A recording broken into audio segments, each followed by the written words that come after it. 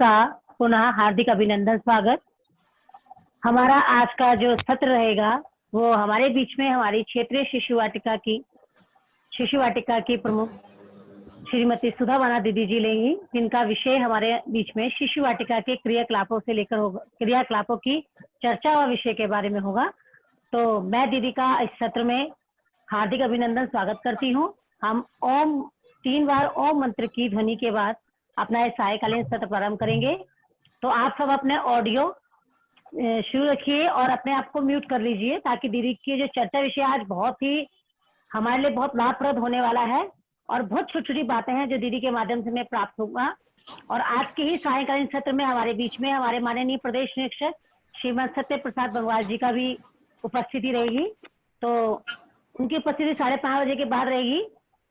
तो मैं ओम मंत्र की ध्वनि से इस कार्यक्रम की शुरुआत करने जाती हूँ। सावधान।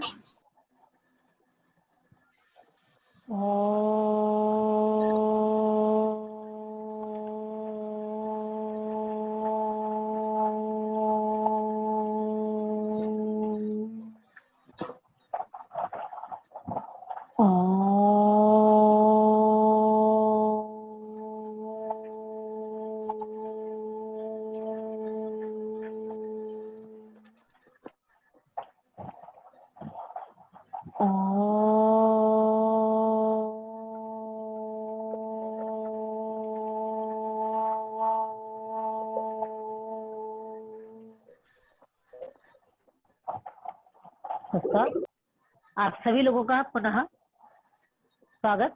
मैं अब हमारे बीच में श्रीमान मुरलीधर चंदोला जी भी हमारे बीच में उपस्थित हो चुके हैं। मैं भाई साहब का भी सायंकालीन सत्र में हार्दिक अभिनंदन स्वागत करती हूँ। अब मैं हमारे बीच में हमारी आदरणीय दीदी श्रीमती सुधा वाना जी से निवेदन करती हूँ कि वो अपनी आज के चर्चा सत्र के विषय का प्रारंभ करें और हम हमारा सबका मार्ग प्रदर्शित करें। दीदी सुधा दीदी जी, आवाज आ रही है? हेलो जी जी दीदी आ रही है, आवाज आ रही है आपकी? जी जी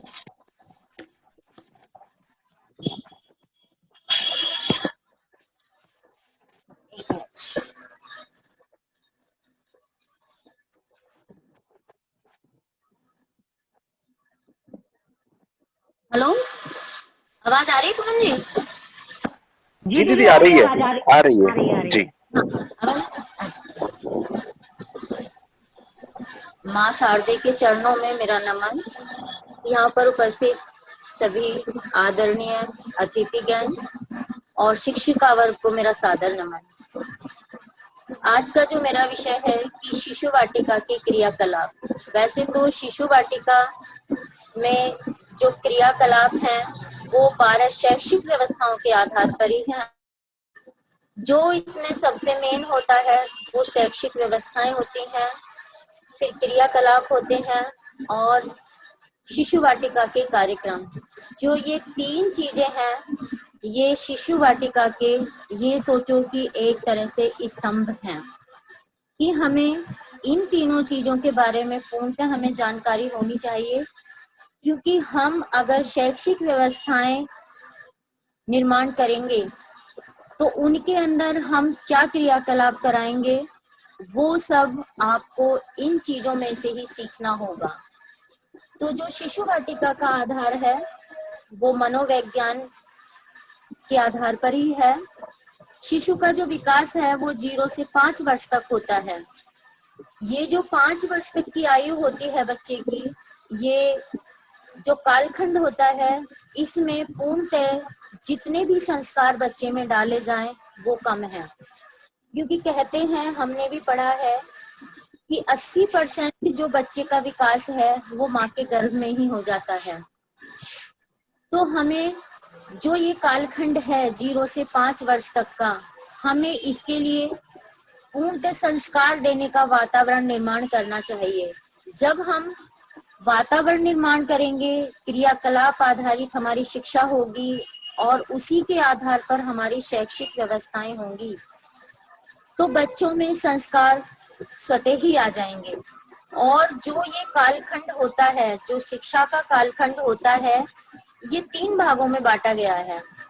एक तो ये है कि 0 से 5 वर्ष तक की जो शिक्षा होती है, इसका जो आधार होता है, इसका जो केंद्र होता है वो होता है घर। और जो इसे शिक्षा देने वाले होते हैं, केंद्र उसका घर होता है, लेकिन उसकी जो पूरी शिक्षा है वो माता पिता पर आधारित होती है। दूसरा जो हमारा कालखंड आता है शिक्षा का, वो होता है 5 वर्ष से 16 वर्ष तक। ये जो हमारा कालखंड होता है, इसका जो आधार होता है, इसका आधार शिक्षिकाएं होती हैं, एक आचार्य होता है, और इसका केंद्र होता है विद्यालय। क्योंकि जब बच्चा विद्यालय में आता है, मान लो 5 वर्ष तक वो शिशु वाटिका में रहा, 6 वर्ष तक वो बड़े विद्यालय में चला गया, मान लो उसकी प्राथमिक शिक्षा आरंभ हो जाती है, और जहाँ अनौपचारिक शिक्षा आ जाती है, तो उसमें क्या होता है कि उसमें जो उसका केंद्र होता है वो विद्यालय होता है, और जो उसका आधार होता है वो उसकी टीचर होती हैं, उसकी दीदी होती हैं। उसकी दीदी उसे जो भी बताएंगी, चाहे वो एक बार की ये सोचे चाहे वो गलत है या सही है, लेकिन वो उन्हीं को अपना आदर्श मानता है। और तीसरा जो स्टेप आता है हमारा, वो होता है 17 से और आजीवन तक की जो शिक्षा होती है। ये शिक्षा क्या होती है? ये शिक्षा वो होती है कि बच्चा इसमें खुद उसे इतना ज्ञान हो जाता है, इतनी उसकी पावर शक्ति बढ़ जाती है, वो निर्णय लेने में सक्षम हो जाता है कि मुझे अपने जीवन में क्या करना है, मुझे कौन सी लाइन लेनी है, कौन सी मुझे साइड लेनी है। तो वो ये सब निर्णय बच्चा खुद करने में सक्षम हो जाता है। तो इन तीनों में जो सबसे मेन शिक्षा होती है वो 0 से 5 वर्ष तक की होती है, और वो शिक्षा हमारी अनौपचारिक होती है। एक तो औपचारिक और एक अनौपचारिक में भी थोड़ा सा अंतर है, उसे हम समझ लें तो ज्यादा बेटर होगा। जो शिशु वाटिका की शिक्षा होती है वो अनौपचारिक होती है। अनौपचारिक में क्या होता है, क्योंकि जो ना तो उसमें कोई गृह कार्य होता है, ना कोई कॉपी किताब होती है, ना एग्जाम होता है। और जो औपचारिक शिक्षा होती है, औपचारिक शिक्षा वो होती है जहाँ गृह कार्य भी होता है, CW भी होता है, किताबें भी होती हैं, प्रॉपर यूनिट टेस्ट भी होते हैं, एग्जाम भी होते हैं। मतलब प्रॉपर उनका जो बैग होता है उसके द्वारा जो उन्हें शिक्षा दी जाती है, बुक्स के द्वारा जो शिक्षा दी जाती है वो औपचारिक शिक्षा होती है। और जहाँ इस एज में अनौपचारिक शिक्षा आ जाती है, अनौपचारिक शिक्षा का अर्थ वही है कि क्रियाकलाप आधारित शिक्षा और खेल खेल में शिक्षा। जब खेल खेल का विषय आ जाता है और अनौपचारिक शिक्षा आ जाती है, तो उसमें हम लोगों को बहुत कुछ सोचने के लिए मजबूर हो जाते हैं। उसमें हम ये सोचते हैं कि ना तो कोई बुक्स हमारे पास हैं, ना कोई किताबें हमारे पास हैं, फिर हम किस तरीके की बच्चों को एक्टिविटी कराएं, किस तरीके के हम क्रियाकलाप कराएं कि बच्चे को हमें शिक्षित भी करना है। ऐसा नहीं कि हम खिला रहे हैं, खेल खिलाना ये कोई शिक्षा का ही एक रूप है, लेकिन खेल खेल में हमें उसे उसका ज्ञान भी बढ़ाना है, उसे शिक्षा भी देनी है, तो हम उसे किस प्रकार से दें। तो यहाँ आके जो हम लोगों का काम है वो बहुत ज्यादा बढ़ जाता है, क्योंकि किताब से तो हर कोई पढ़ा देता है, लेकिन बिना किताबों के पढ़ाना और उसे पूरा शिक्षित बनाना कि वो फर्स्ट में बच्चा जाएगा तो उसे यहाँ तक का सिलेबस आ जाना चाहिए बिना बुक्स के। तो वहाँ हमारा जो हमारी स्थिति है या हमारी मनन शक्ति है वो आगे बढ़ने के लिए हमें उत्साहित करती है कि हम बच्चों के लिए कौन सी ऐसी चीज अपनाएं कि जिससे बच्चे का विकास हो। तो जहाँ खेल खेल नाम आ जाता है, खेल खेल में शिक्षा देनी है, क्रियाकलाप आधारित शिक्षा देनी है, तो उसमें हमें बहुत कुछ सोचना पड़ता है बच्चे के भविष्य के लिए कि हमें उसे क्या कराना है। जो हमारी क्रियाकलाप आधारित शिक्षा होती है, क्रियाकलाप हमारे 3 प्रकार के होते हैं। एक तो होता है हमारा अनुभव आधारित शिक्षा, और एक है अभिव्यक्ति, और तीसरी होती है हमारी क्षमताओं का विकास। अब अनुभव और अभिव्यक्ति, अनुभव वो होता है, मैं सीधी सी भाषा में आपको बताऊं, अनुभव वो होता है कि जो बच्चा खुद करता है, सुनता है, अनुभव से सीखता है, वो अनुभव होता है। और अभिव्यक्ति क्या होती है? बच्चे ने कोई चीज सुना और फिर उसे वो करके देख रहा है, तो वो चीज अभिव्यक्ति होती है। जहाँ अनुभव होगा वहाँ अभिव्यक्ति होगी, और जहाँ अभिव्यक्ति होगी वहाँ क्षमताओं का विकास स्वतः ही आ जाएगा। तो हमारी जो अनुभव आधारित शिक्षा है, वो हमारी जब ज्ञानेंद्रियां, जो हमारी 5 ज्ञानेंद्रियां हैं, पहले हमें उन्हें विकसित करना होगा। क्योंकि बच्चा जैसा सुनेगा वैसा बोलेगा, जैसा बोलेगा वैसा पढ़ेगा, और जैसा पढ़ेगा वैसा लिखेगा। तो हमें पहले बच्चे की जो 5 ज्ञानेंद्रियां हैं, ज्ञानेंद्रियों के बारे में तो आप सब जानते होंगे, जो हमें 5 ज्ञानेंद्रियां हैं बच्चों की, सबसे पहले हमें वो विकसित करनी होंगी। फिर उनके बाद जब ज्ञानेंद्रियां विकसित हो जाएंगी तो फिर बच्चे की कर्मेंद्रियां विकसित होंगी। तो ये ही अनौपचारिक शिक्षा में आता है, क्योंकि ये नहीं होता कि बच्चा स्कूल आया और हमने उसे पेंसिल थमा दी। तो जब बच्चे की ज्ञानेंद्रियां ही विकसित नहीं हुई तो कर्मेंद्रियां कैसे विकसित होंगी, वो कैसे लिख पाएगा? तो सबसे पहला जो काम है, हमें उसकी ज्ञानेंद्रियों को विकसित करना है, फिर उसके साथ साथ उसकी कर्मेंद्रियां विकसित होंगी। जैसे कि एक एग्जाम्पल है, बच्चा कहीं गाना चल रहा है, वो गाना सुन रहा है, तो उसमें क्या कर रहा है वो, क्योंकि उसे अनुभव हो रहा है, डांस है वो डांस देख रहा है, तो उसमें वो अनुभव महसूस कर रहा है। फिर जब वो नृत्य करता है, मान लो उन्हें अनुभव किया, जहां वो नृत्य करना शुरू कर देता है, गीत गाना शुरू कर देता है, तो वहां अभिव्यक्ति होती है। तो अनुभव और अभिव्यक्ति दोनों, पहले ज्ञानेंद्रियां विकसित होंगी, तब कर्मेंद्रियां विकसित होंगी, तभी हमारा स्टेप बाय स्टेप आगे बढ़ता जाता है। क्षमताओं का विकास, क्षमताओं का विकास ये होगा कि बच्चा अनुभव भी कर रहा है, गीत भी गा रहा है, और डांस भी देख रहा है, और क्षमताओं के विकास में वो डांस कर भी रहा है, क्योंकि उसके जो हाथ पैर हैं, उसकी थिरकने की मुद्रा बन गई है, उसे हाथ चलाने की उसकी शक्ति बढ़ गई है, और पैर चलाने की उसकी शक्ति बढ़ गई है। तो उनसे बच्चे की क्षमताओं का विकास होता है। तो जहाँ अनुभव होगा वहाँ अभिव्यक्ति होगी, और जहाँ अभिव्यक्ति होगी वहाँ क्षमताओं का विकास स्वतः ही हो जाएगा। तो ये हमारे स्टेप हैं 3, हमें पहले इन्हें समझना होगा, तब हम शिशु वाटिका के जो क्रियाकलाप हैं तब हम उनकी ओर बढ़ेंगे। तो ये तो तीनों स्टेप मैंने आपके सामने रखे हैं। आगे हमारे जो क्रियाकलाप हैं, सबसे पहले हमारा क्रियाकलाप आता है वार्ता। जो क्रियाकलाप है, हमारे 14 क्रियाकलाप होते हैं। आप नोट करना चाहें तो नोट कर सकते हैं, कल करना चाहें तो कल भी कर सकते हैं। आज मैं बता देती हूँ, और साथ के साथ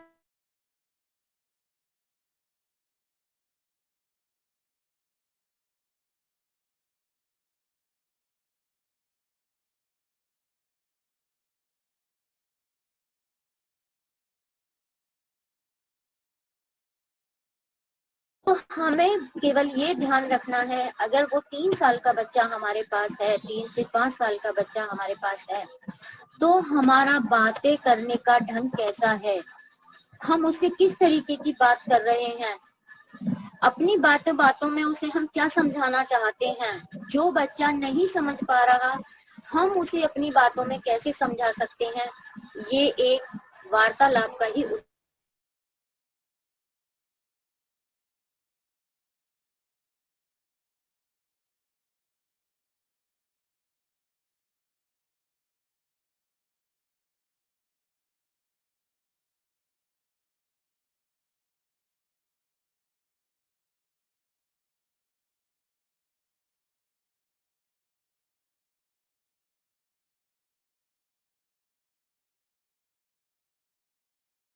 कपड़े आए, मतलब बहुत सारी बातें जो आपने बच्चों से पूछा भी नहीं है, बच्चे वो सारी चीजें हमें बता देते हैं।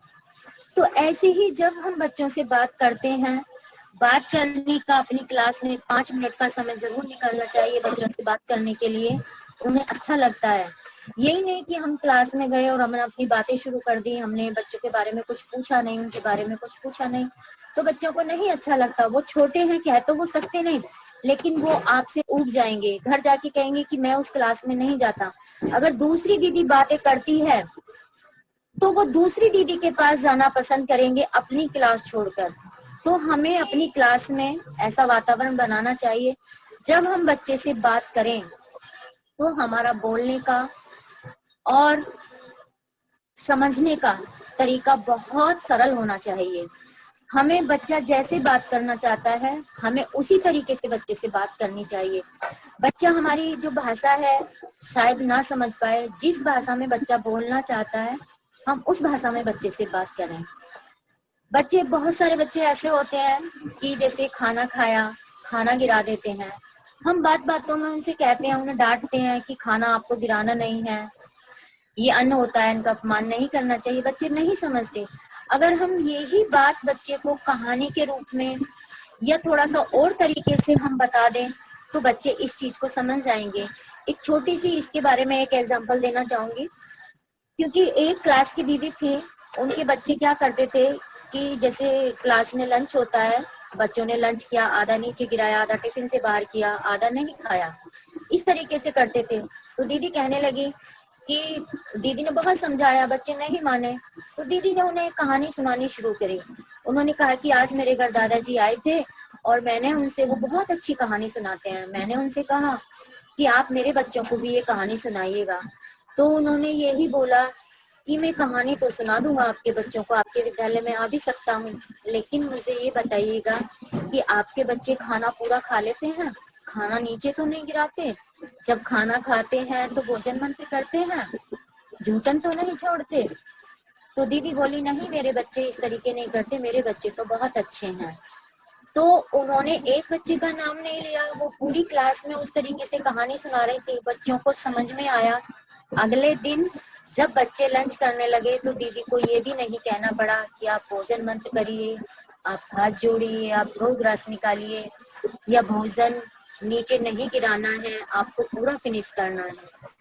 तो जब ये छोटी छोटी बातें बच्चा नहीं समझ पाता, तो जो एक टीचर का दायित्व होता है वो किस तरीके से बच्चों को समझा सकती है, ये टीचर को समझना चाहिए। बहुत सारी चीजें ऐसी हैं कि बच्चा अपनी भाषा में बात करना चाहता है, हम उसकी भाषा नहीं समझ पाते, हमें कोशिश ये करनी चाहिए कि हम उसकी भाषा में बात करें। ऐसे ही कि अब बच्चा है, बच्चे ने देखा होगा कि कोई चीज गर्म हो जाती है तो वो ये कहता है कि हाँ इसे बुखार आ रहा है। अब ऐसे ही दो बच्चे खेल रहे थे, खेलते खेलते एक का जो जैसे दूध पीते हैं, जो दूध का मग्गा था वो बाहर रखा हुआ था, वो गर्म हो गया। तो वो आके कहता है कि भाई आपका जो मग्गा है उसे बुखार आ गया है। वो बोला, तुम्हें कैसे पता मेरे मग्गे को बुखार आ गया? बोले कि वो गर्म हो रहा है। तो अगर ये छोटी छोटी बात बच्चा कहाँ से सीखता है? वो हम लोगों के बीच में ही सीखता है, अपने घर से सीखता है, क्योंकि उसे ये पता है कि जैसे बुखार आता है, हाथ मम्मी पकड़ के देखती है, घर में कोई भी पकड़ के देखता है कि गर्म है, तो उसे बुखार आया हुआ है। तो इसी तरीके से छोटे छोटे, मेरा कहने का मतलब यही है कि हम छोटे छोटे एग्जाम्पल देकर, हमें कोई कहानी उस समय नहीं सूझ रही तो हम कहानी बना सकते हैं। हमें उसे जो समझाना है हम अपनी बातों के अकॉर्डिंग उसे समझा सकते हैं। तो इस तरीके के जो वार्तालाप है, बच्चों से बातें करनी है, हमें इस तरीके से बच्चों से बातें करें। और बातें जो करें उसमें इतना भी हम कर सकते हैं कि हमें आधा मिनट या 1 मिनट का समय सारे बच्चों को देना चाहिए। ऐसा नहीं कि हमने एक बच्चे से बात कर ली और दूसरे बच्चे को हमने ऐसे छोड़ दिया, वो घर जाकर बोलेगा कि दीदी तो उस बच्चे से प्यार करती हैं और उसी की बात सुनती है, मेरी तो कोई सुनती ही नहीं। तो हमें अपना ऐसा रूटीन बनाना चाहिए कि हम जब अपनी क्लास में जाएं, अपने पीरियड में जाएं, तो हमें 5 मिनट ऐसे निकालना है कि सारे बच्चों से चलते चलते भी किसी के सिर में थोड़ा सा ऐसे किया, लाड़ से किया, प्यार से किया, और हम सारे बच्चों से बातें कर लें। तो बच्चों को बहुत अच्छा लगता है, बच्चों से बातें करना बच्चों को बहुत अच्छा लगता है, वो आपका पल्लू पकड़कर छोड़ेंगे भी नहीं, उन्हें इतना अच्छा लगता है। लेकिन अगर हम उनसे दूर रहेंगे, उनका सुनेंगे ही नहीं, तो बच्चा हमसे दूर होता चला जाता है। तो हमें जो शिशु वाटिका में है, ऐसा वातावरण बनाना चाहिए कि हमारा बच्चा हमसे दूर ना हो, हमारे पास रहे। जो हम बातें करें वो ऐसे नहीं कि हमने बहुत लंबी बातें बच्चों से करना शुरू कर दिया। हम एग्जाम्पल के तौर पे उन्हें छोटी छोटी बातों के बारे में समझा सकते हैं, उनसे पूछ सकते हैं, उनके बहुत नए नए तरीके ऐसे हो सकते हैं कि जो भी हम चीज उन्हें समझाना चाहते हैं वो अपनी बातों के माध्यम से हम समझाना चाहते हैं। दूसरा आता है हमारा कहानी। कहानी तो बड़े हों या छोटे हों सबको सुनना बहुत अच्छा लगता है, और सबका मन ये होता है कि हमें मतलब जब बच्चा सोए कि हमें कोई अच्छी कहानी सुननी चाहिए। घर में रहता है तो आजकल तो खैर परिवार टूटते जा रहे हैं, घर में दादा दादी नहीं होते, एकल परिवार होते हैं, तो उसमें क्या होता है कि मम्मी ने फोन लिया और बच्चे को अपना कोई भी गाना सुना दिया, बच्चा सो गया। तो जैसा बच्चा सुनेगा उसका जो संस्कार है वो बच्चे पर उस तरीके का ही पड़ेगा। पहले आपने देखा होगा जो पहले लोग होते थे, पहले बच्चे होते थे, दादी दादा साथ में रहते थे, तो वो क्या होता था कि बिना कहानी सुने बच्चे सोते नहीं थे। वो अपना शाम से ही कहने लग जाते थे कि दादी हमें कहानी सुनाओ, हम कहानी सुन के ही सोएंगे। लेकिन ये सब छूटता जा रहा है। तो ये हमें, जो बच्चे हमारे यहाँ पढ़ते हैं उनके जैसे पेरेंट्स मीटिंग होती है, अभिभावक आते हैं, तो हमें ये चीज उनसे भी बतानी चाहिए, पेरेंट्स से भी बतानी चाहिए कि आप जब बच्चा सोता है तो उसे कोई संस्कार युक्त कहानी सुनाएं। कोई भी ऐसी कहानी आपसे नहीं आती तो घर में बड़े लोगों ने कुछ भी अच्छा किया होगा तो उसका एग्जाम्पल देकर हम बच्चों को समझा सकते हैं। लेकिन कहानी सुनाने का तरीका विद्यालय में अलग होता है, क्योंकि हम कहानी को कई तरीके से बच्चों के सामने सुना सकते हैं। हम जो हमारे पास पपेट्स होते हैं उनके द्वारा भी हम कहानी सुना सकते हैं, मखोटी लगाकर भी हम कहानी सुना सकते हैं, और सिंगल रूप में भी हम कहानी सुना सकते हैं। कहानी जब हम बच्चों को सुनाएं तो ऐसा नहीं कि हम एक कहानी को ही पूरे समय रिपीट करते जाएं। हमें ये है कि हम कहानी सुना रहे हैं बच्चे को, तो हमने एक कहानी सुना दी, फिर हमने एक हफ्ते मतलब 3 दिन हम एक कहानी लेंगे, 3 दिन में बच्चे कहानी बहुत जल्दी याद कर लेते हैं। फिर हम जब दूसरी कहानी लेंगे तो हमें ऐसा करना होगा, जो हमने पहले कहानी सुनाई है हम पहले उसे सुनाएंगे, बाद में उस कहानी के साथ हम दूसरी कहानी ऐड करेंगे। जब बच्चा धीरे धीरे ये कहानी सुनता चला याद हो जाएगी। आप यकीन मानिएगा अपनी वंदना सत्र में आप ऐसा रूटीन बनाइएगा कि एक एक बच्चे को आप वहां बुलाइए, मतलब डे उनके निश्चित कर दीजिएगा और माइक पे बच्चों को बुलाइए। देखिए बच्चे जो कहानी आप सुना रहे हैं एक हफ्ते में वो कहानी आपको वहां सुना देंगे। जो हमारा कहानी सुनाने का तरीका है, यही नहीं कि हमें चिड़िया पक्षी और कौवे मतलब इस तरीके की हमें कहानी सुनानी है। कहानी भी बच्चे को ऐसी सुनानी चाहिए जिसे उसे कोई शिक्षा मिले। अब एक कहानी होती है वो है कि लोमड़ी वाली और उसकी सारस वाली, कि वो उसे खीर पे बुलाती है। तो उसमें जो वो कहानी है सबने सुनी हुई है, उसे मैं ज्यादा विस्तार से नहीं बताना चाहती, सबने सुनी हुई है। अगर हम ऐसी कहानी बच्चों के सामने सुनाते हैं तो बच्चे में क्या होता है कि बदले की भावना आ जाती है। झूठी प्रशंसा वाली हमें कहानी नहीं सुनानी चाहिए। एक कौवा था और एक कोयल थी, उसकी आवाज इतनी सुंदर थी, उसने इस तरीके से कहा और रोटी का टुकड़ा ले लिया, क्योंकि उसने भी लालच है। तो हमें इस तरीके की कहानी बच्चों को नहीं सुनानी चाहिए। बच्चों को हम जो कहानी सुनाए कहानी छोटी हो और संस्कार युक्त हो। आज विज्ञान का युग है, विज्ञान के युग में विज्ञान है तो विज्ञान में विज्ञान भी है और आध्यात्म भी है। तो हम इस तरीके की कहानी भी बना सकते हैं कि एक चिड़िया थी, उसने वो जा रही थी तो उसने बहुत बड़ा समुद्र देखा। वो समुद्र के पास गई और उसके मन में इच्छा हुई, वो समुद्र से पूछने लगी कि भाई तुम्हारा इतना पानी है तुम्हारे अंदर, ये पानी आप किस किस को देते हो या अपने पास ही रखते हो? तो समुद्र ने कहा कि मैं जो ये पानी है ये बादल को देता हूँ। तो वो चिड़िया बादल के पास गई, बादल से पूछा कि भाई जो ये आपके पास पानी है आप इसका क्या करते हो? उसने कहा कि मैं पहाड़ों को देता हूँ।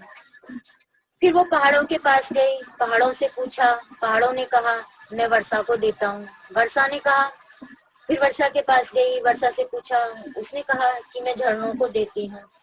झरने से पूछा तो झरने ने कहा कि मैं पानी अपना नदी को देता हूँ। तो वो जो चिड़िया वहां से समुद्र से चली और घूमती घूमती वापस समुद्र के पास आ गई, क्योंकि नदी का पानी वापस समुद्र में ही आता है। तो हमें इस तरीके की जो सृष्टि की चक्रियता है हमें कहानी के माध्यम से बच्चों को इस तरीके की समझानी चाहिए और उसमें आध्यात्म भी है और विज्ञान भी है। तो हम जो कहानी सुनाते हैं हमें उसे वो दोनों चीजों से जोड़नी है। ये नहीं कि हमने कहानी सुना दी और हमने उसका कोई हमारा उद्देश्य ही नहीं है, कोई उससे शिक्षा नहीं मिल रही, तो हमें ऐसी कहानी ना सुनाई तो ज्यादा बेटर है। जो हमारा कहानी सुनाने का तरीका है वो बहुत सहज और सरल होना चाहिए। और उसमें हम कुछ टीचर ऐसे करते हैं, मैं भी देखती हूँ सबके यहाँ ऐसा होता है कि कहानी सुनानी शुरू करी और उसमें बच्चों से क्वेश्चन बोलना शुरू कर दिया कि एक कौआ था कि आपने देखा कौआ कैसा होता है, काला होता है या पीला होता है। तो इस तरीके के जो क्वेश्चन हम कहानी के बीच में करते हैं वो सही नहीं है। वो जो कहानी है उसका जो अंदर के भाव है वो सब खत्म हो जाते हैं। तो हमें इस तरीके की कहानी बच्चों को नहीं सुनानी चाहिए। और बीच में ही कोई भी हम ना तो उसका उद्देश्य बच्चों को समझाएं कि हमें इस कहानी से क्या शिक्षा मिली है, वो शिक्षा आपकी समझेंगे ही नहीं। उन्हें तो कहानी में आनंद आ रहा है, वो आपकी कहानी सुनेंगे, शिक्षा क्या है क्या उसे मिलेगा वो बाद में समझेंगे। लेकिन जिस समय वो कहानी सुन रहे हैं तो उन्हें केवल कहानी ही सुनाइएगा, उसे जो है प्रश्नोत्तर मत बनाइएगा। तो कहानी सुनाते सुनाते हमें इन चीजों का भी ध्यान रखना है कि हमें बच्चों को कैसी कहानी सुनानी है और किस तरीके की हमें कहानी सुनानी है। कहानी बहुत सारी हो सकती है, संस्कृति से संबंधित हो सकती हैं, पशु पक्षी से संबंधित हो सकती हैं, आध्यात्म से संबंधित हो सकती हैं, देशभक्ति से संबंधित हो सकती हैं। छोटी छोटी कहानी आप बना लीजिएगा, उस तरह की कहानी बच्चों को सुनाइए। और शिशु वाटिका की दीदी को तो कम से कम 200 कहानी आनी ही चाहिए। ये नहीं कि भाई मुझे कहानी नहीं आती तो मैं आज कहानी नहीं सुनाऊंगी। अगर किसी दीदी को कहानी नहीं आती, 2-3 चीज मेन है शिशु वाटिका में, एक तो ड्राइंग और एक गीत कहानी।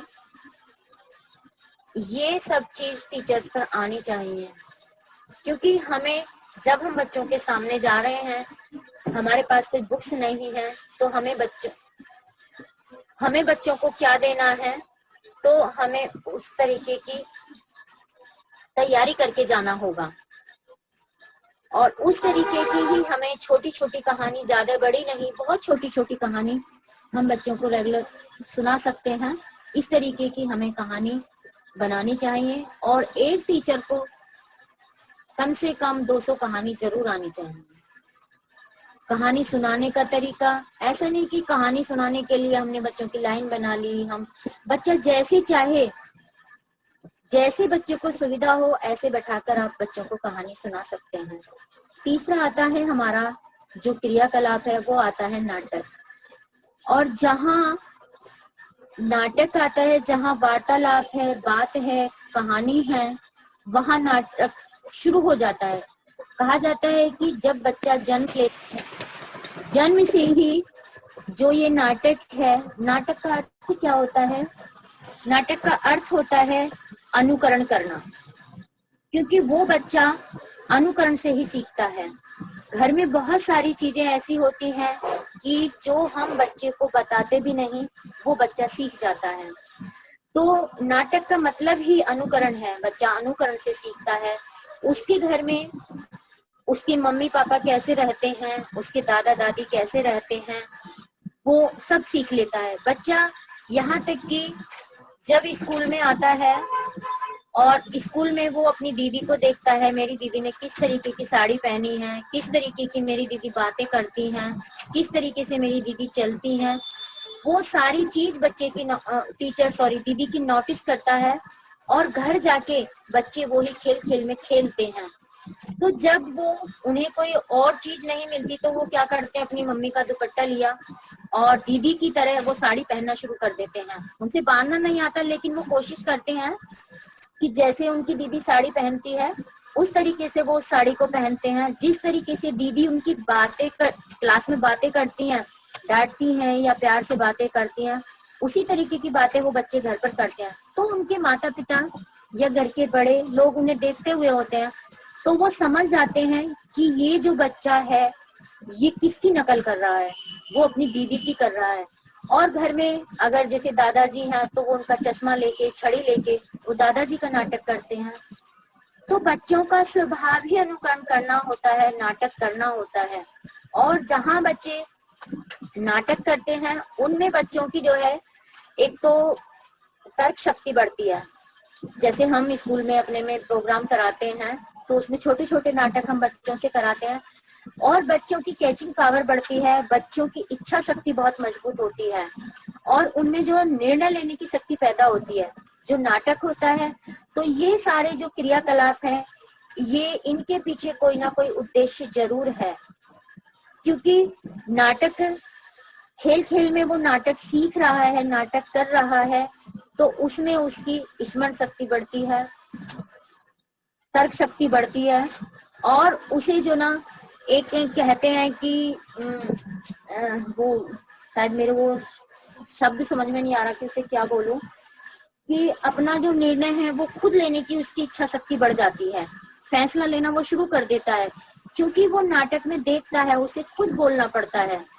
तो इस तरीके के जो नाटक है क्रियाकलापों के माध्यम से हमें कराना चाहिए। जैसे हमारा वार्षिक उत्सव होता है, बहुत सारे कार्यक्रम होते हैं, कार्यक्रम स्कूल में होते रहते हैं तो हम कराते रहते हैं। तो उसमें हमें जो बच्चा अच्छी तरीके से बोल सकता है, एक्टिंग कर सकता है, उस बच्चे को हम आगे लाते हैं। लेकिन हमें ऐसा कभी नहीं करना चाहिए क्योंकि हमारी जो क्लास के बच्चे हैं वो सब एक जैसे होते हैं, कोई ना कोई किसी काम में आगे होता है। तो हम जब भी कोई प्रोग्राम करें स्कूल में तो हम सारे बच्चों को पार्टिसिपेट कराएं, क्योंकि हर बच्चे में प्रतिभा छिपी हुई होती है। कोई बोलने में होता है, कोई क्रिएटिव होता है, कोई सुंदर होता है, मतलब बहुत सारी चीजें ऐसी हैं कि कोई ना बच्चा मतलब अपने में बहुत प्रतिभा छिपाए हुए होता है। तो हमें केवल इन क्रियाकलापों के माध्यम से उसकी प्रतिभा को बाहर निकालना है जो उसमें छिपी हुई है। तो इस तरीके के नाटक कराने के लिए हमें कोई ड्रेस की ज्यादा जरूरत नहीं होती या कि हम बाजार से ही कोई चीज मंगवाएं। तभी हम भासी दीदी कह देती हैं कि हमारे पास तो ये ड्रेस नहीं है, हम ये नाटक नहीं करा सकते। अरे क्या हुआ, उसमें आप जैसे पक्षियों का खेल नाटक करा रहे हैं तो जो छोटा बच्चा है वो पक्षियों की भाषा से ज्यादा समझता है। कोई आपने पक्षियों की सभा आप करा रहे हैं, उसे नाटक के रूप में ले लीजिए, पक्षियों की आवाज निकाल दीजिए, हरी चुन्नी बांध दीजिए, तोता बन गया, काली चुन्नी बांध दीजिए, कौवा बन गया। तो इस तरीके के उसमें क्या होता है, एक जो टीचर्स को सोचना चाहिए, अगर टीचर को क्रिएटिव होना चाहिए कि वो अपने बच्चों से क्या कराना चाहती है, क्या उन्हें देखना चाहती है, तो उस तरीके से टीचर्स के माइंड में ये सब चलना चाहिए कि अगर मेरे पास कुछ सामान भी नहीं है तो मैं अपने बच्चों से ये प्ले कैसे करा सकती हूँ। तो ये सब एक टीचर की इच्छा शक्ति पर निर्भर होता है कि हम अपने बच्चों को कैसे आगे लेके जाएं, कैसे बच्चे की प्रतिभा को, जो बच्चे में प्रतिभा छिपी हुई है उसे हम कैसे निकालें और कैसे हम बिना साधन सामग्री के जो हमें चुनौती मिली हुई है हम उसे कैसे आगे लाएं। तो ये सब चीज नाटक के द्वारा बच्चे में पैदा होती हैं और इन तीनों जो शिशु वाटिका की 6 क्रियाकलाप हैं और अभी आगे आएंगे, उन सब से बच्चे का भाषा विकास होता है। हम ये चाहें कि बच्चे का भाषा विकास ऐसे हो जाए तो वो इस तरीके से कोई साधारण बात नहीं है कि हम बच्चे का भाषा विकास करें। अगर बच्चा नाटक में उसे सेंटेंस दिए गए हैं, वो बच्चा बोल रहा है तो वो बच्चे का भाषा विकास ही है। बच्चा आपसे बातें कर रहा है वो भी बच्चे का भाषा विकास है। तो शिशु वाटिका के जो शुरू के 6 क्रियाकलाप हैं उनसे बच्चे का भाषा विकास होता है। तो हमें भाषा विकास को ध्यान में रखते हुए इन क्रियाकलापों को लेके चलना है कि हमें उन्हें बच्चों को किस तरीके से कराना है। आगे आता है हमारा गीत। जब गीत होता है तो गीत में क्या होता है कि हम बच्चे को गीत कैसे सिखाएं। जैसे कहानी होती है ऐसे ही गीत होता है। अगर हमारा बच्चा, हमें टीचर्स की ये इच्छा शक्ति होनी चाहिए, टीचर्स को इतना ज्ञान होना चाहिए, क्योंकि गीत से बच्चे का भाषा विकास होता है, तो बच्चे के अकॉर्डिंग हम छोटे छोटे गीत बना लें। गीतों के माध्यम से ही हम उसे अंक ज्ञान भी करा सकते हैं। उसमें इस तरीके के हम छोटे छोटे गीत बना सकते हैं। एक चिड़िया आई दाना खाकर उड़ गई, दो चिड़िया आई दाना खाकर उड़ गई। तो इस तरीके से हम उन्हें 5 तक अंक ज्ञान सिखाना चाहते हैं या 10 तक अंक ज्ञान सिखाना चाहते हैं, तो हम ऐसे छोटे छोटे गीतों के माध्यम से हम उन्हें सिखा सकते हैं, बच्चों का भाषा विकास करा सकते हैं। गीत जो हमारा वंदना सभा होती है, वहां हम एक गीत ऐसा रखें कि पहले हम बच्चों को इस तरीके से सिखा सकते हैं। शुरू में बच्चा बोलना नहीं जानता, कोई भी गीत है जो अपने मासिक गीत होते हैं या छोटे छोटे और भी गीत हम देख सकते हैं जो बच्चा आसानी से बोल सकता है, तो हम उस गीत को अपने मतलब उसकी रिकॉर्डिंग कर लें या उसकी वीडियो बना लें। तो वंदना में हम जो हमारा वंदना सत्र होता है, 1 हफ्ता हम पहले उसे वो गीत सुनवाएं। जब बच्चा वो गीत सुनता है तो उसके जो स्वर लय ताल है वो उसकी समझ में आने लगते हैं और वो बोलना भी शुरू कर देता है। फिर जब बच्चों को गीत सिखाना है तो ऐसा नहीं कि हमने एक लाइन बोल दी और हम बच्चे से कहें कि बेटा आप बोलो, बच्चा नहीं बोल पाएगा। हमें बच्चे के साथ केवल एक पंक्ति को टीचर बोल रही है, फिर उसी पंक्ति को हमें दोहराना चाहिए। हमें ये लगता है कि हमारा बच्चा एक पंक्ति बोलना शुरू कर दिया तो हम आगे बढ़ सकते हैं। अगर आपको ये लगे कि हमारा बच्चा अभी वही है तो आप वहीं रुक जाइएगा। बच्चों को साथ लेके चलना है। आपको एक गीत सिखाने में 1 हफ्ता लगे, 15 दिन लगे, आप लगाइएगा, लेकिन वो गीत बच्चे को याद हो जाना चाहिए। गीत ज्यादा बड़ा भी नहीं होना चाहिए, केवल आप 4 लाइन का या 6 लाइन का बच्चों के लिए गीत ले सकते हैं। कोई भी बात है, अगर बच्चा नहीं समझ पा रहा, गीतों के माध्यम से भी आप उस बच्चे को समझा सकती हैं, गीतों के माध्यम से भी उसे करा सकते हैं। जिसे हमारे उसमें वर्णमाला होती है, वर्णमाला में क्या होता है, आजकल इस तरीके की वर्णमाला आ रही है, उसमें 2-2 लाइन लिखी हुई होती हैं। उन्हें हम गाकर बच्चों को सुनाएं तो वर्णमाला बच्चे बहुत जल्दी से याद कर लेते हैं। तो गीतों के माध्यम से बच्चे का भाषा विकास होता है। तो बच्चे को गीत आप सिखाएं, ज्यादा बड़ा ना हो, और जो हम सुनाना चाहते हैं वो आप ऐसा करें कि आपकी जो शैक्षिक व्यवस्थाएं हैं जहां आप बच्चे को सुना रही हैं वो मंद मंद ध्वनि में वहां चलना चाहिए, वहां वो गीत चलता रहे। बच्चा आप सुनाएंगे भी नहीं तब भी बच्चे की वो जो आवाज है बच्चे के कानों में रहेगी और वो बच्चा सुनता चला जाएगा और उसे याद हो जाएगा कि हमारी दीदी हमें क्या बताना चाहती है। छोटे छोटे गीत भी टीचर्स को आने चाहिए। गीत और कहानी दोनों चीज ऐसी हैं कि आचार्य दीदी को जरूर आनी चाहिए। जब हम गीत सुनाते हैं तो हमारे जो चेहरा है, हाव भाव उसी तरीके के होने चाहिए जिस तरीके का हम गीत सुनाना चाह रहे हैं। अगर आप आए और गुस्से में हैं और गीत सुना रहे हैं तो उस गीत का बच्चों पे कोई फर्क नहीं पड़ने वाला, वो बोर हो जाएगा, वो आपकी बातें सुनेगा भी नहीं। तो आपको जब भी आप गीत सुनाएं, बच्चों के सामने प्रस्तुत करें, तो अपना जो आपका जो आवाज है वो मधुर होनी चाहिए। आपके जो चेहरे के हाव भाव हैं, एक्शन के द्वारा आप उसे गीत बताएं। इस तरीके का नहीं चलेगा कि भाई हमने गीत गा दिया और जो बच्चों ने सुन लिया। उस तरीके से छोटा बच्चा नहीं समझता। छोटा बच्चा अनुकरण से सीखता है, जैसा आप उसके सामने करेंगी ऐसा ही उस बच्चे से आप वापस ले पाएंगी। कोई बच्चा आपने क्लास में देखा होगा कि कहते हैं कि ये बच्चा हमेशा गुस्से में रहता है, ये कभी किसी से बातें नहीं करता। उसमें क्या होता है, उसमें मैं बच्चे की कमी नहीं मानती, उसमें दीदी की मानती हूँ कि वो दीदी उस बच्चे को इसलिए छोड़ देती है कि इस बच्चे में मेरा टाइम खराब होगा कि ये बातें नहीं करता, ये तो ऐसे ही बैठा रहता है, अगर इसके साथ बातूंगी इसमें लगूंगी तो मेरा समय खराब होगा। तो हमें ऐसा नहीं करना चाहिए। वो बच्चा क्यों चुप बैठा है, उसके मन में क्या चल रहा है, हमें वो सारी चीजें बच्चे की निकालनी है। आपको 1 दिन लगे, 2 दिन लगे, हफ्ता लगे, लेकिन मैं विश्वास के साथ कह सकती हूँ कि वो बच्चा आपको सारी बातें बताएगा किस कारण से वो चुप है। तो हमारा दायित्व यही है शिशु वाटिका में कि हम अपने बच्चों की जो उनके मन की इच्छा है, जो वो घर में नहीं कह पाते, हम लोगों से वो कहना चाहते हैं, तो हमें उन्हें निकालना होगा, उनकी इच्छा शक्ति को मजबूत करना होगा। तो इस तरीके से हमें गीत है, विषय तो खैर बहुत बड़ा है कि 1 घंटा एक एक टॉपिक पर बात हो सकती है, लेकिन समय की बाध्यता को देखते हुए मैं आगे एक विषय एक और रखती हूँ। गीत से आगे आता है हमारा संगीत।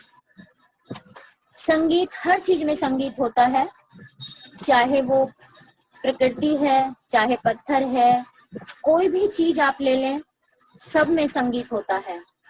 लेकिन जो प्रकृति का संगीत होता है वो बहुत अच्छा होता है। जो यहाँ तक कि जो हमारी हृदय की धड़कन होती है, उसमें भी संगीत होता है। संगीत क्या होता है? जहाँ गायन होगा, वादन होगा, नृत्य होगा, वही संगीत होगा। तो संगीत में ये तीनों चीजें हमें बच्चे को सिखानी होगी। बच्चे को हमें गाना भी सिखाना है, बच्चे को हमें बोलना भी सिखाना है, बजाना भी सिखाना है, और बच्चे को नृत्य करना भी सिखाना है। जहाँ ये तीनों चीजें होती हैं, वहाँ संगीत होता है। आप एक काम करिएगा, छोटे सा आप एक संगीत कक्ष बना लीजिएगा, उसमें और भी कोई आपके पास सामान नहीं है, क्योंकि बड़े वाद्य यंत्र तो बच्चे नहीं बजा सकते। हम छोटी छोटी चीजें जो हमारे विद्यालय के आसपास या जो हमें घर में अवेलेबल हो जाती हैं, हम उन्हें रख सकते हैं। जैसे कटोरी चम्मच है, हम उसे रख सकते हैं। पत्थर है, हम उसे रख सकते हैं। गिलास है, हम उसे रख सकते हैं। लेकिन उसमें क्या है, उसे टीचर्स को बजाने का तरीका आना चाहिए, उसे हमें ताल और लय में बजाना चाहिए। जैसा हम बजाएंगे वैसा ही हमारा बच्चा सीखेगा।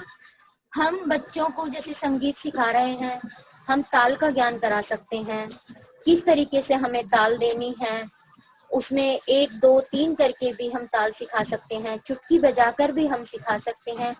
वो जो बच्चा है हमारे सामने बैठा हुआ है, वो हमें देख रहा है कि हम किस तरीके से किस चीज को यूज कर रहे हैं। तो शिशु वाटिका में कोई बड़े वाद्य यंत्र की जरूरत नहीं है कि हम इतना पैसा खर्च करें और हम तब अपना म्यूजिक कक्ष बनाएं और तब हम बच्चों को सिखाना करें। हम एक पत्थर से बच्चों को सिखा सकते हैं। 2 पत्थर लें, पत्थर में भी आवाज होती है, कटोरी चम्मच में भी आवाज होती है, गिलास चम्मच में भी आवाज होती है, खंजरी में भी आवाज होती है, लेकिन उन्हें केवल ताल देने का तरीका आना चाहिए। बच्चे को बैठाकर हम चुटकी बजाकर सिखा सकते हैं, हम ऊपर हाथ करके बच्चों को ताल सिखा सकते हैं, साइड में करके ताल सिखा सकते हैं। जब हम कराने लगते हैं, कोई भी क्रियाकलाप हम कराने लगते हैं, शुरू में हमें ऐसा लगता है कि ये शायद हमसे नहीं हो पाएगा, लेकिन जब हम कराने लगते हैं तो बहुत सारे विचार हमारे मन में आने लगते हैं कि ये हम ऐसा नहीं करके ऐसे भी कर सकते हैं। तो मैंने तो आपके सामने केवल एग्जाम्पल दिए हैं, लेकिन इन्हीं एग्जाम्पलों को आप ध्यान में रखते हुए बहुत सारी चीजें आप तैयार कर सकते हैं कि हम ये चीज नहीं है तो हम इस चीज से अपने बच्चे को ताल और लय सिखा सकते हैं, नृत्य सिखा सकते हैं। तो ये है कि हमारे जो 6 हैं, ये 6 विषय हैं। वार्तालाप हुआ, कहानी हुआ, नाटक हुआ, गीत हुआ, संगीत हुआ और योग। योग आता है, ये हमारे 6 जो क्रियाकलाप हैं, ये भाषा विकास पर आधारित है। छठा आता है हमारा योग। बहुत से लोग कहते हैं कि जो शिशु वाटिका में योग नहीं होना चाहिए।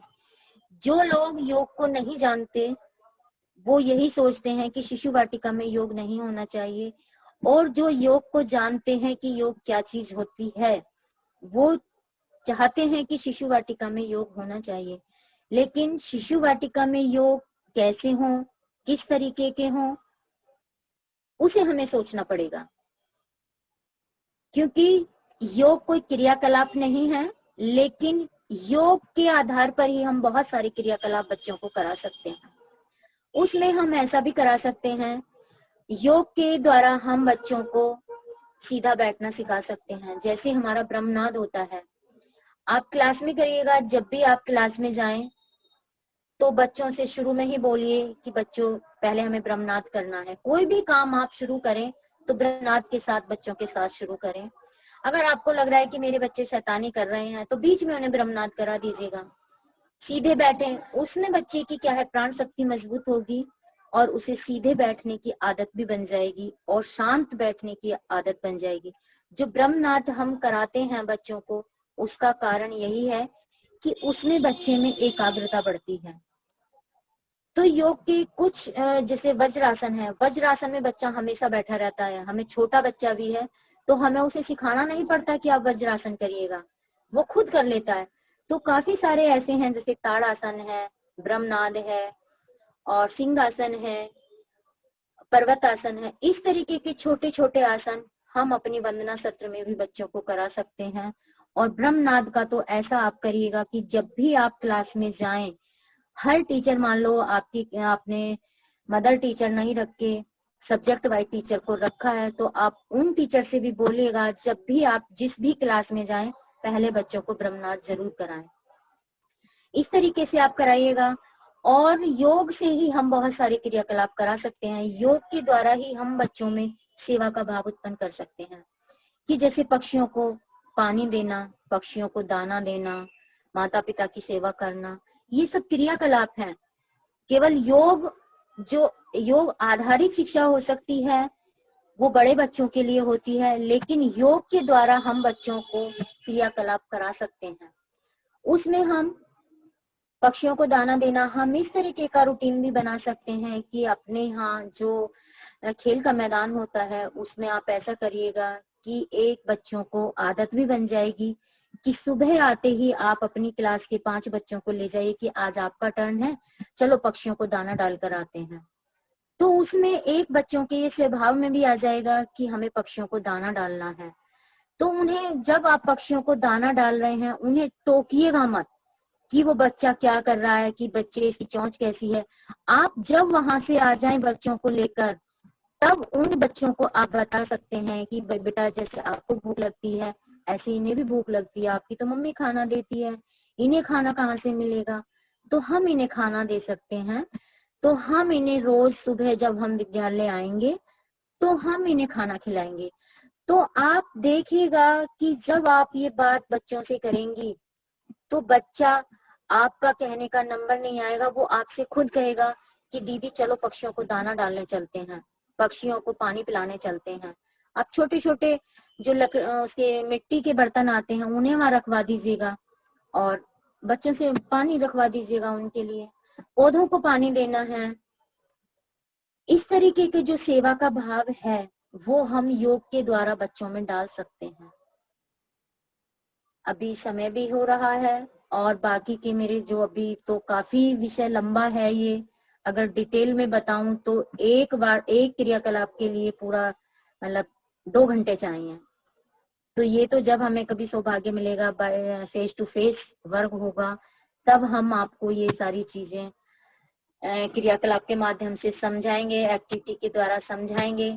अभी जितना समय है, समय की सीमा को देखते हुए मैंने आपके सामने ये क्रियाकलाप रखे। आगे के जो क्रियाकलाप हैं उनके बारे में हम कल चर्चा करेंगे। जो भी आपको आज समझ में नहीं आया उसे आप नोट कर लीजिएगा। कल मैं कोशिश करूंगी कि ये क्रियाकलाप आपके पूरे हो जाएं और जो हमारे 14 क्रियाकलाप हैं उन पे हम विस्तार से चर्चा करें। आपने मुझे बहुत ध्यान से सुना, मेरे से कुछ गलती हुई हो तो उसे प्लीज माफ करना। आगे पूनम जी।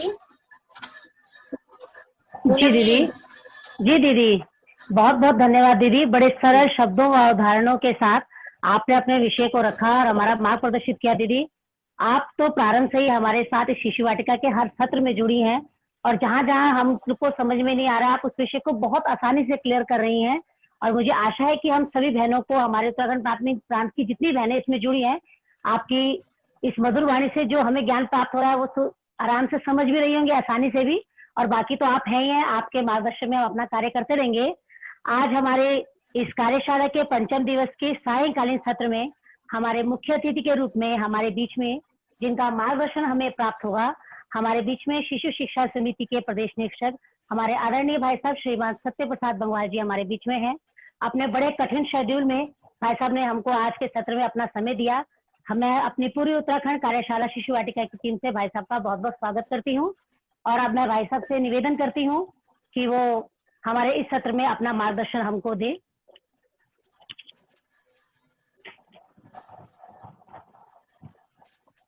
वैसे अनम्यूट कर लीजिए सत्य प्रसाद जी।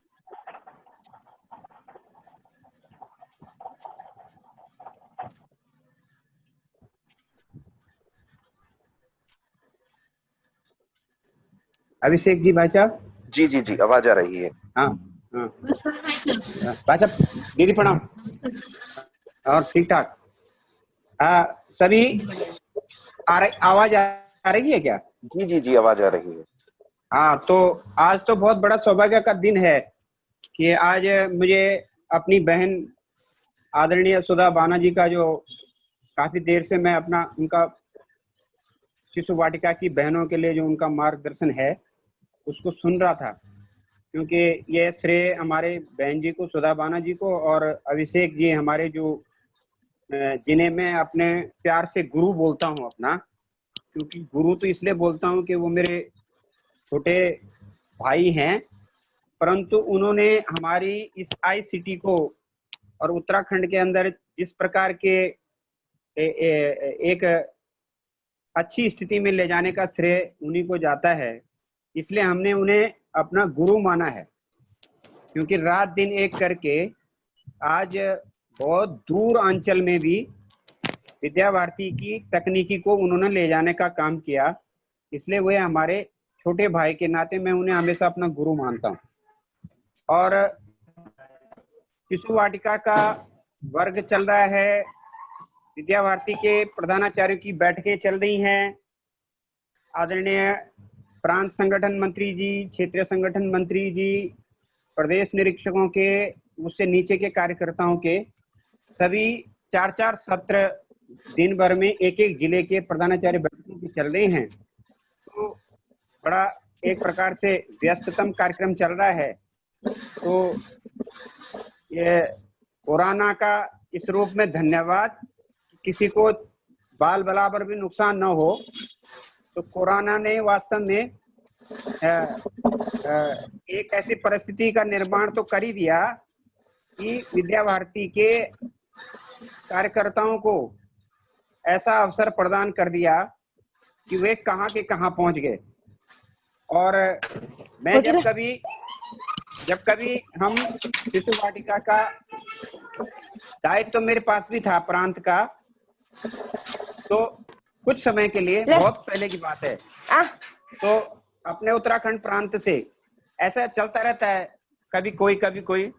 तो उत्तराखंड प्रांत से पूर्णकालिक टीम में मैं वहां गया था, गुजरात में, सूरत। तो जब मैं वहां गया था तो वहां जब हमने देखा था तो बहुत कार्यकर्ता थे हमारे पास, हमारे साथ हमारे अग्निहोत्री भाई साहब, ऐसे बहुत पुरानी टीम थी हमारी गई हुई, बड़ी टीम गई थी, बड़ा वर्ग हुआ था 10 दिन का। तो पहली बार वहां गए थे। तो जब हम वहां गए तो जिस कैंपस में, जिस परिसर, शिशु वाटिका परिसर में अपनी सुधा वो आशा थानकी बहन जी और दूसरी वो क्या बहन जी है जो बालिका शिक्षा की प्रमुख है, उन सबका केंद्र भी वहां था। और उनकी उसी में शिशु वाटिका का एक बहुत बड़ा विद्यालय था। तो जब उस परिसर में जा रहे थे तो बाहर काफी दूर हमारे पैरों में जो चप्पलें, जूते थे वो उतार दिए गए थे, और पूरे परिसर में सुबह से शाम तक जब हमें बहुत बाहर कहीं आना था तब अपनी चप्पलें पहनने को मिलती थी, और नहीं तो उस पूरे परिसर में कहीं चप्पल नहीं पहनी, अपने नंगे पैरों में रहना है। लेकिन वो फर्श ऐसा फर्श बना हुआ था कि इतना बच करके चलना था कि इतनी महीन कोई आजकल टाइल्स भी नहीं होती, इतना साफ सुथरा। तो वहां देख करके तो हमें लगा कि ये तो दुनिया ही अलग है। तो शिशु वाटिका का स्वरूप वहां समझ में आया। तो हमारी तो कल्पनाओं से दूर था, कितनी अच्छी व्यवस्थाएं थी, कितना व्यवस्थित था, बिल्कुल साइलेंट मामला था, पता नहीं लगता था, और इतना बड़ा विद्यालय और केवल शिशु वाटिका। तो गुजरात का मॉडल तो राजनीति में भी मोदी जी लाए, गुजरात का मॉडल शिशु वाटिका में भी विद्या भारती में आया, वहां से अनेक कार्यकर्ता आए और इसके बाद सौभाग्य प्राप्त हुआ जब हम आज मेरठ और हापुड़ भी जाते हैं तो वहां जाकर की भी हमें तसल्ली ही होती है। हम कह सकते हैं कि हमारे पश्चिमी उत्तर प्रदेश ने भी अपने को ऊंचाइयों पर ले जाने का काम प्रारंभ कर दिया और गुजरात जैसा संख्यात्मक मॉडल नहीं कर सकेंगे, पर गुजरात जैसे काम को करने का हमने प्रारंभिकीकरण कर लिया है और कुछ स्थान स्थापित भी कर लिए हैं क्षेत्र में। प्रांतों की नहीं कहूंगा मैं, क्षेत्र में कहेंगे तो उसकी खुशी होती है। उत्तरांचल की कल्पना को भी आप सब बहनें जो हमने तय की हैं, मैंने तो परामर्श करके प्रांत संगठन मंत्री जी से परामर्श करके अपने पूर्णकालिक कार्यकर्ताओं के साथ परामर्श करके, जैसे गढ़वाल की सूची 35 की है, कुमाऊं की सूची 26 की है, ये परामर्श करके बहनों का मूल्यांकन करके, उन स्थानों का मूल्यांकन करके, प्रधानाचार्यों से वार्ता करके, आगे की भविष्य का एक प्रकार से आश्वासन लेकर के कि करना क्या है, उस आश्वासन को लेकर के जो हमने एक संकल्प के साथ ये वर्ग किए हैं। और पिछले 3-4 महीने से जो वर्ग चल रहे हैं तो वो उन वर्गों के करने से और बहनों की चढ़ती सीढ़ियों को देख करके, जो सीढ़ियां वो चढ़ रही हैं, उन सीढ़ियों पर चढ़ने की जो उनकी गति है, उससे लगता है कि उत्तराखंड प्रांत शिशु वाटिका क्षेत्र में अपने पैर जमा लेगा और अपने काम को प्रारंभ कर लेगा और उत्साह उनके अंदर है। लेकिन ये उत्साह और ये जो सारी परिस्थिति है, ये सब श्रेय सुधा बहन जी को जाता है। जब से सुधा बहन जी हमारी क्षेत्र की कार्यकर्ता बनी है तो कोई दायित्व जब विद्या भारती के अंदर किसी को दिया जाता है तो दायित्व व्यक्ति पर स्थापित करने के लिए नहीं दिया जाता।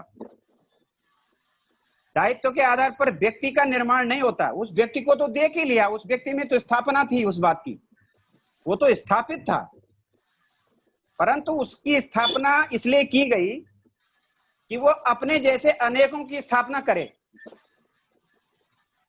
तो जो दायित्ववान कार्यकर्ता कार्यकर्ताओं की श्रृंखला खड़ी करता है और अपने जैसे अनेकों कार्यकर्ताओं को बनाता है और चारों दिशाओं में कार्यकर्ताओं की सीमा श्रृंखलाएं खड़ी करता है। और एक चीज आती है इसमें कि दायित्ववान कार्यकर्ता का भाव तो होता है, पर उसके सामने एक समस्या रहती। दायित्ववान कार्यकर्ता के सामने भाव तो बहुत ऊंचा होता है उसका, पर उसके सामने एक अभाव जो खड़ा रहता है।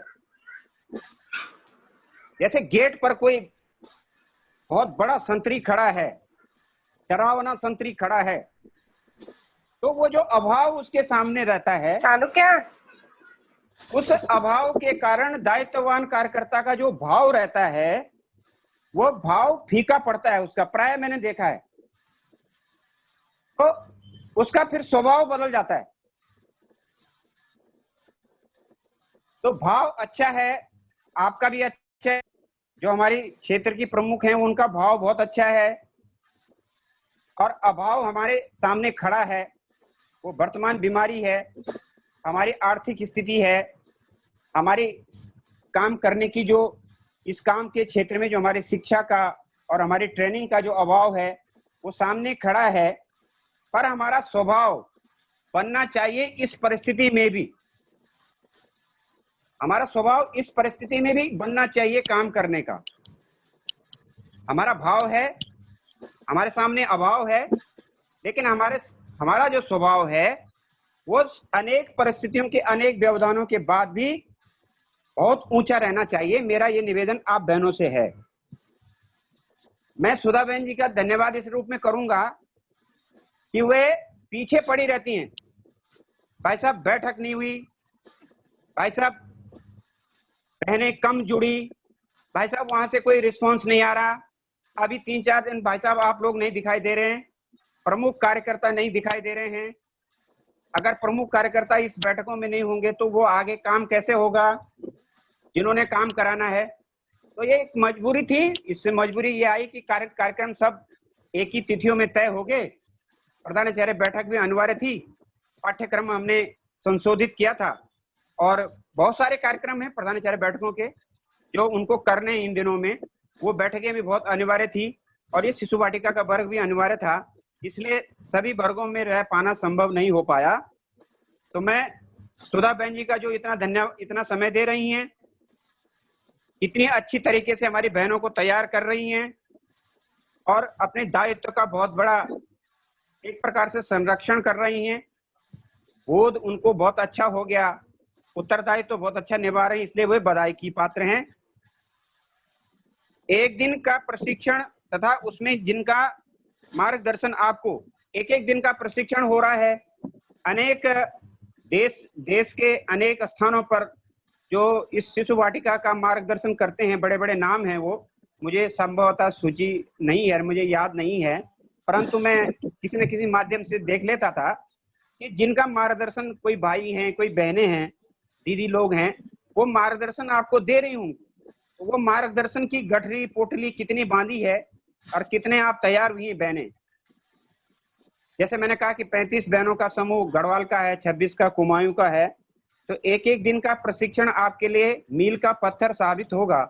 इस स्थिति में आप रोज बैठकें सुनती होंगी, अभ्यास करती होंगी, प्रश्नोत्तर भी करती होंगी, जिज्ञासाएं भी आपकी आती होंगी। और रात्रि में आप, जब आपका वर्ग हो जाता होगा, तो रात्रि में भी आप 1-2 घंटा अपने परिवार की रोटी इत्यादि भोजन पानी की व्यवस्था करने के बाद रात्रि में अपनी डायरी खोलती होंगी, क्योंकि जो ताजा ताजा होता है वह उसकी ताकत अलग होती है। जो ज्यादा समय बीतता चला जाता है तो फ्रिज के अंदर बासी भोजन भी आप फेंकते हैं। फ्रिज में रखा तो इसलिए था कि इसे उपयोग करेंगे, पर कभी कभी फ्रिज में रखा हुआ भोजन भी आप फेंकती हैं, क्योंकि वो भी ओवर डेज हो जाता है, तो उसमें भी गंध आ जाती है। तो अगर ये तो आप ही लोगों का काम है ना, ये तो आप ही लोग करती है ना, क्योंकि आप गृहस्थी की है ना सब, चाहे कितनी बड़ी बड़ी योग्य बड़े बड़े क्षेत्रों में आप काम भी करे होंगे, पर घर में तो आप गृहस्थनी हैं। चाहे बड़ी बड़ी पदों पर आप होंगी, रहना भी चाहिए, भगवान करे, पर अंदर आकर के, घर के अंदर आकर के तो आप अपनी वही हो जाता है आपका, तो उसमें से भी फेंकती हैं आप।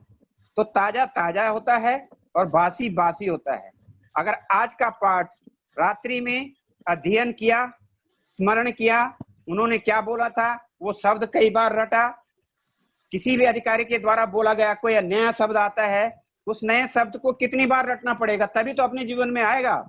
कोई चलता पद चिन्हों पर, कोई पद चिन्ह बनाता है सूरमा वही जो जग में पूजा जाता है। ये किसी ने ही तो बोला होगा, लेकिन अब सब बोलेंगे तो जगह जगह पर एक इसकी उपयोगिता सिद्ध होगी। और अगर जिसने लिखा, जिसने बोला, वही बोलकर चला जाएगा और बाकी उसका अनुसरण नहीं करेंगे, तो बोला हुआ भी बेकार, लिखा हुआ भी बेकार। अगली बात, ये कार्य योजना आपने बनाई होगी, दीदी बना ही रही है, मैं देख रहा था, वो कार्य योजना आपकी बहुत अच्छी बना रही है। तो जब हम पहले अपने अधिकारियों का मार्गदर्शन सुनते थे, तो पहले वो बोलते थे कि भाव, भावनाएं, व्यवहार, बस इस पर ही वो कार्यकर्ताओं का मार्गदर्शन करते थे। लेकिन अब तो नई नई चीजें आ रही हैं। तो प्रधानाचार्य बैठकों में मैं सब प्रधानाचार्यों से कह रहा हूँ, जिले वाइज प्रधानाचार्य बैठकें हो रही हैं, मैं पूछ रहा हूँ कि आपके यहाँ की जो शिशु वाटिका की बहनें थी वो वर्ग अटेंड कर रही हैं, आप उन्हें रोज पूछ रहे हैं वो कैसा वर्ग अटेंड कर रही हैं, उसकी स्थिति क्या है, वो उसका उत्साह कैसा है, वो मैं रोज उनको पूछ रहा हूँ। एक 5-10 मिनट का चैप्टर शिशु वाटिका का भी चल रहा है, क्योंकि अगर प्रधानाचार्य जिनके माध्यम से वो बहन प्रशिक्षण वर्ग कर रही है, यदि उसके भी भाव नहीं होंगे और वो भी अभाव को ही लेकर बैठा रहेगा, तो फिर उसका स्वभाव भी कभी नहीं बनेगा। वो प्रशिक्षण करके तो आ गई, उसने रखी योजना, प्रधानाचार्य ने बोलना शुरू कर दिया, ठीक है बहन जी, प्रशिक्षण तो आपने करना ही था, वो प्रदेश निरीक्षक की जिद थी, इसी बहन को भेजना, इसने करना ही है, वो हो गई, करके आ गई। आप अब थोड़ा 2-4 दिन आराम करो, शांति से बैठो, अब चुप रहो थोड़ा। वो फिर बोली, फिर कहीं से उसे पुश किया, वो फिर बोली, तो वो रोना रो जाएगा अभाव का। कहां से लाऊं तुम्हारे लिए कमरा, कहां से लाऊं तुम्हारे लिए सामान, कहां से करूं तुम्हारी ये व्यवस्था, कहां से लाऊं तुम्हारे बच्चों के लिए खिलौने, कहां से लाऊं तुम्हारे। अभी दीदी कह रही थी, सुधा दीदी बहन जी कह रही थी कि शिशु वाटिका की बहन को 200 कहानियां याद होनी चाहिए। तो 200 कहानी कहां से याद होंगी, तो कहीं से कहानी संग्रह करेंगे ना। तो वो जब प्रधानाचार्य के पास कहानी संग्रह के सामग्री के लिए जाएगी और वो उसे डांट के उल्टा कर देगा, वापस भेज देगा, तो उसकी बेचारी का उत्साह तो रह गया ना। तो दीदी की बात हो गई ना वहीं पर बोलने के लिए। तो जो सामग्रियां आपको लेनी है, जो संसाधन आपको जुटाने हैं, यदि कहीं दिक्कत आती है तो आप दीदी को बोलेंगी, आपकी प्रमुख हैं वो, आपको आपके क्षेत्र की प्रमुख हैं, वो अपने क्षेत्र का विकास करेंगी, हमको बोलेंगे, हम भी करेंगे। वो आदान प्रदान कर रही हैं, वो सारे विषयों का आदान प्रदान कर रही हैं अधिकारियों से। वो रोज, कल भी रात्रि में बात हुई उनकी, वो सब चीजें बता रही हैं। जहां कोई कठिनाई आती है वो सब बोलती हैं। आप ऐसा मत सोचिए कि हमने आपको वहां भेज दिया, उन्होंने आपको शिक्षण दे दिया और यही समाप्त हो गया बात। अब आपके ऊपर कैमरा लगा हुआ है, आप कैमरे की छाया में हैं। जैसे लिखा रहता है ना बड़ी बड़ी जगहों पर, आप ध्यान रखिए, आप कैमरे की नजर में हैं। तो शिशु वाटिका की बहनों, आप कैमरे की नजर में हैं और 4-5 कैमरे हैं। प्रांत संगठन मंत्री जी, प्रदेश निरीक्षक, संभाग निरीक्षक, प्रधानाचार्य, क्षेत्रीय संगठन मंत्री जी, क्षेत्रीय शिशु वाटिका प्रमुख जी, इतने कैमरे हैं। हमेशा अगर हम बैठकों में प्रशिक्षण चिल्लाते रहेंगे और धरातल पर हमारा काम नहीं दिखेगा, विद्यालय के अंदर काम होता हुआ नहीं दिखेगा। हाँ ठीक है, हम कल्पना गुजरात की नहीं कर रहे हैं, आज भी नहीं कर रहे हैं हम कल्पना, आज भी हम हापुड़ और मेरठ की भी नहीं कर रहे हैं, हम जीरो की कर रहे हैं, जीरो। कि कोई बोले बहन दावे के साथ ये मेरी शिशु वाटिका है, तो हम, ये आज सुधा बहन जी का प्रवास होगा, वो कहेंगे इसे शिशु वाटिका कहते हैं, ये कोई शिशु वाटिका है, तो तुम चुप रहना, तुम कहना हाँ मेरी यही शिशु वाटिका है। इतना ही मेरी ताकत थी, इतना ही मेरी सीमा थी, इतना ही मैं कर पाई हूं, यही मेरी शिशु वाटिका है। एकलव्य को बोला था ये कोई आश्रम है, तूने यहाँ पढ़ाई करी इस मिट्टी के उसमें, एकलव्य को। उसने कहा हाँ यहीं गुरुजी बैठते हैं, रोज गुरुजी यहीं बैठे रहते हैं, यहीं से शिक्षा देते हैं, यहीं से सीखता हूं मैं। तुम माटी की ही शिशु वाटिका बनाओ एकलव्य की तरह, वो भी चलेगी, पर बोलो तो सही आत्मविश्वास से कि ये शिशु वाटिका है। वर्ग समाप्ति के बाद एक दिन हम आदरणीय अभिषेक जी से अनुरोध करेंगे, सुधा दीदी से, सुधा बहन जी से अनुरोध करेंगे कि एक दिन 2 घंटे की बैठक हमारी योजना के लिए बनेगी, समीक्षा प्लस योजना के लिए। समीक्षा तो आप करेंगी, दीदी करेगी, आप बहनें करेंगी, हम नहीं करेंगे समीक्षा। हमें क्या मालूम, पता नहीं क्या क्या सीखा आपने। आज मैंने जैसे 200 कहानी सुना, गीत सुना, संगीत सुना, सारे विषय सुने। तो इस आज की समीक्षा, आज की दीदी का उद्बोधन की समीक्षा मेरे से भी पूछा जाएगा, मैं भी कर लूंगा। परंतु ऐसे ही आपने रोज सुना होगा, आगे के जो 2-3 दिन है उनमें भी सुनेंगे आप। तो समीक्षा तो आप करेंगी उनकी उपस्थिति में, योजना बनाएंगे। तो जो हमारा काम देखने वाले लोग हैं, अब हम हमेशा इनके पीछे थोड़ी भागेंगे।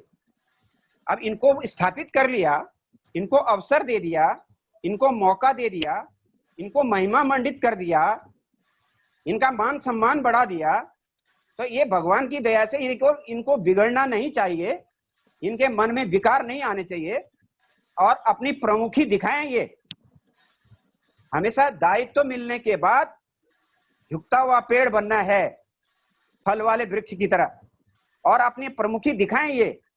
अब रोज हापुड़ से, मतलब वहां क्षेत्र से रोज बहन जी आएगी, रोज दीपक बालेगी, रोज दीपक पर तेल डालने के लिए बोलेगी, दीपक जलाएगी, दीप प्रज्वलन कराएगी, मातृ प्रणाम कराएगी, वंदना कराएगी। ये शिशु वाटिका अब आप कराइए सब कुछ अपना, आप अपने पैरों पर खड़े होइए। हाँ जहाँ दिक्कत आएगी वहां वो आइए।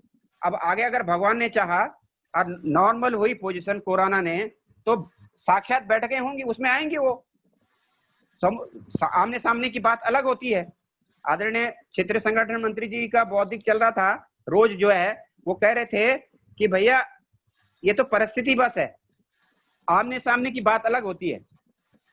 तो इस अदृश्य शत्रु ने, जो शत्रु हमारा अदृश्य है, ये कोरोना, इस शत्रु ने हमको इस बात के लिए मजबूर कर दिया। तो आप बहनें, आपके अनुभव, आपके सुझाव, आप क्या क्या चाहती हैं, क्या क्या कर पाएंगी, समीक्षा बैठक में ये सब तय होगा। और आप सबको तथा सुधा बहन जी को इस बात के लिए बहुत बहुत धन्यवाद कि आपने एक दिन भी अपना अनुपस्थित नहीं रही होंगी। आप नेटवर्किंग की कोई प्रॉब्लम आई होगी, कभी कुछ आया होगा तो वो अलग बात है। और बहनें जितनी भी होंगी सबको नमस्कार इस रूप में कि आप 11 तारीख को तो आपका वर्ग समाप्त होगा। संभवतः मैं अभिषेक जी से 12 तारीख को ही तय कर लूंगा और 12 तारीख को भाई साहब से परामर्श करने के बाद कार्य योजना बनाएंगे और समीक्षा करेंगे कि आपने क्या करना है प्रत्येक ने। तो वो समीक्षा में भी विद्यालय अलग, रानीपुर हरिद्वार क्या करेगा, आवास विकास क्या करेगा, तो कोटद्वार क्या करेगा, तो श्रीनगर क्या करेगा, तो जो नई नई बहनें आएंगी उनके यहाँ क्या होगा, तो कर्णप्रयाग क्या करेगा। तो इनके कैटेगरी है मेरे पास, सब एक सीढ़ी में नहीं है, ये सब एक सीढ़ी में नहीं है, अलग अलग कैटेगरी हैं। किसी की तो अभी सीढ़ी नहीं है, पर किसी की 4 सीढ़ियां हो चुकी हैं, किसी की 5 सीढ़ियां हो चुकी हैं। अलग अलग प्रकार का स्टैंडर्ड है। रानीपुर हरिद्वार वाले ने कुछ नहीं कह सकते, आवास विकास वाले कोई इधर उधर की बातें नहीं कर सकते, ये कोटद्वार वाले कोई इधर उधर की बातें नहीं कर सकते। ऐसे उधर कुमाऊं की बहनें भी होंगी। अल्मोड़ा में भी बहुत अच्छा काम होता है, मैंने सुना रुद्रपुर में बहुत अच्छा काम होता है, वो भी कोई इधर उधर की बातें नहीं कर पाएंगे। कुछ स्थान तो हैं जो श्रेणी में है, जो गिनती में है, लेकिन कुछ स्थान नए हैं जो जिनका काम नए सुर से शुरू होगा। अभी तो मैं इतना ही कह पाऊंगा। अभी मेरे को अभी अचानक अभिषेक जी ने कहा था तो मेरे को कोई विषय मैंने विशेष रूप से तैयार नहीं किया था। अगर पहले से पता होता तो मैं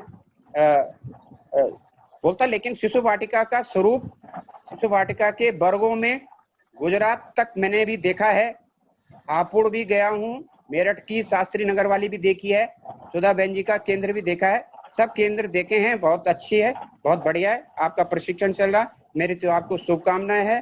और प्रांत में आप उत्तराखंड प्रांत की बहनें, आप इतना सक्रिय हो जाएंगी कि आपको कोई रोकने से नहीं रोकेगा। मैं तो यही कहूंगा, देखता हूं मैं कौन आपको रोक सकता है,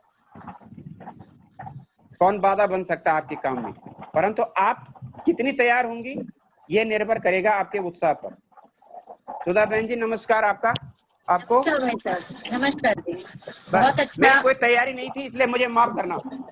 नहीं भाई साहब, बहुत अच्छा, आपने जितना भी कहा बहुत अच्छा कहा। और जो भी बहनें इसमें जुड़ी हुई हैं, सबके उत्साह की बात आपने की, बहुत अच्छा लगा। धन्यवाद, नमस्कार। धन्यवाद। बाकी भाई साहब, सुधा दीदी का तो स्टार्टिंग से ही हमें मार्गदर्शन मिल रहा है, परंतु सारी प्लानिंग मैंने तो नहीं की।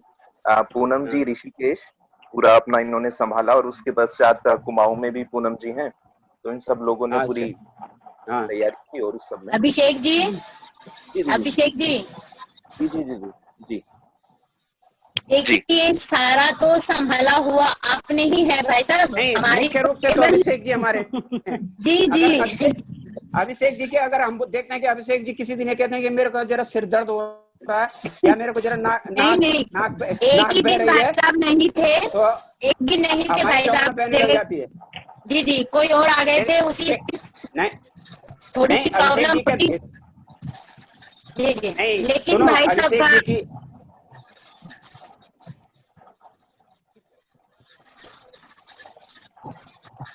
अभिषेक जी के आपका बहुत बहुत धन्यवाद। जी दीदी धन्यवाद आपका। हेलो जी दीदी जी हेलो, हाँ बोलिए पूनम जी, आवाज आ रही है। हाँ जी बहुत बहुत धन्यवाद भाई साहब। इस शिशु वाटिका कार्यशाला के आयोजन में हमारे में आपका बहुत बड़ा सहयोग रहा है भाई साहब। और आज भी आपने अपने मूल्यवान समय में से समय निकालकर सुंदर शब्दों से हमारा मार्ग प्रदर्शित किया है।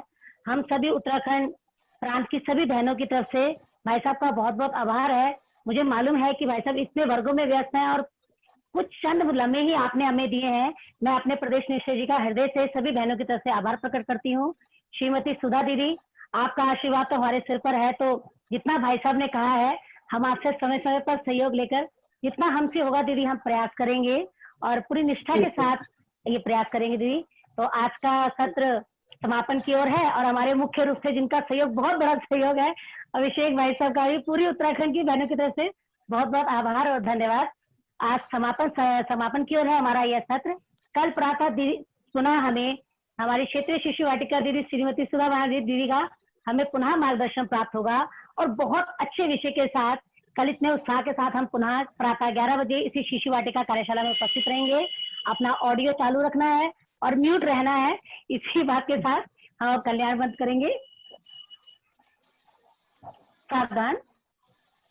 सर्वे भवन्तु सुखिनः, सर्वे सन्तु निरामया, सर्वे भद्राणि पश्यन्तु, मा कश्चित् दुःखभाग् भवेत्।